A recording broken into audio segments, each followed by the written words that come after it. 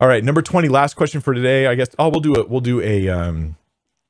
a bonus question at the end here from Rick. All right. But first we have Unschooling Homesteader, who says, why are women in the Bible referred to as virgins but not men?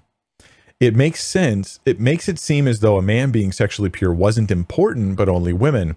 I know that's not true, but would love clarity. So women were referred to as virgins and men were not. To my knowledge, there's no word, like it's like Bethula or something like that in the Hebrew for the women, or an Alma, and those both could mean virgin or young maiden, depending on the context they're in and stuff. And yet for men, they were not generally referred to that way, to my knowledge.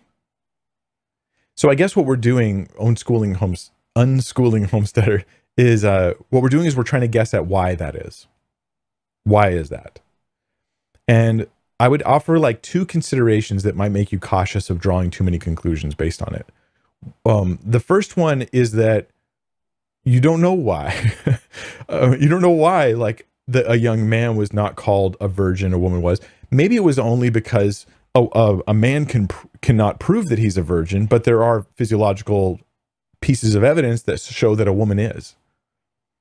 And so a man being like, I'm a virgin, it just like, yeah, but how does anybody even know that? So maybe it was just simply that. It was like, how would we even know that you are? And so we don't use that term to describe you because there's no guarantee of any kind. That wouldn't have anything to do with sexism. That would have to do with biology. And it wouldn't be suggesting that like the only value of women is them being a virgin, or that men aren't supposed to be sexually pure.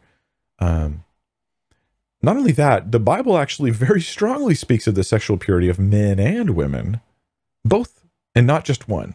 Sexual purity, hugely, hugely, hugely important. God constantly rebukes Israel for fornication. He refuses to let the like sex slavery stuff happen where you can just sleep with a slave. The New Testament like makes such a massive issue of male and female sexual purity that it would be inconsistent with God for that to be the reason why. Okay, so that's one reason, is we have other explanations that make more sense. We have scripture that kind of pushes back on the idea that men are allowed to just sleep with whoever they want, and women should be sexually pure. There are different connotations in between a man cheats versus a woman cheats, different practical impacts on life for people at that time, right? Because it's all immoral. But the legitimacy of the children and of those who are going to be born and stuff like that in their culture, that really matters a lot, and it's going to change if the woman cheats versus if the man cheats. But there's one other consideration I want to add, which is this: the Bible doesn't make up its own language for things. The Bible uses the existing language of the people, right? Like Hebrew, Aramaic, Greek. It's not actually making. It's not like the Bible authors go, when we speak of women, we shall use these words. Whenever you had a young unmarried woman in that, especially at the time in those languages, you called her a virgin. That's what everybody called her. So the Bible would actually be confusing to people if it didn't use the term virgin to discuss those women, because they'd be like, well, who are you talking about? Is she married or not? So the Bible's going to use the existing language to communicate. We shouldn't read the Bible as though it invented the language.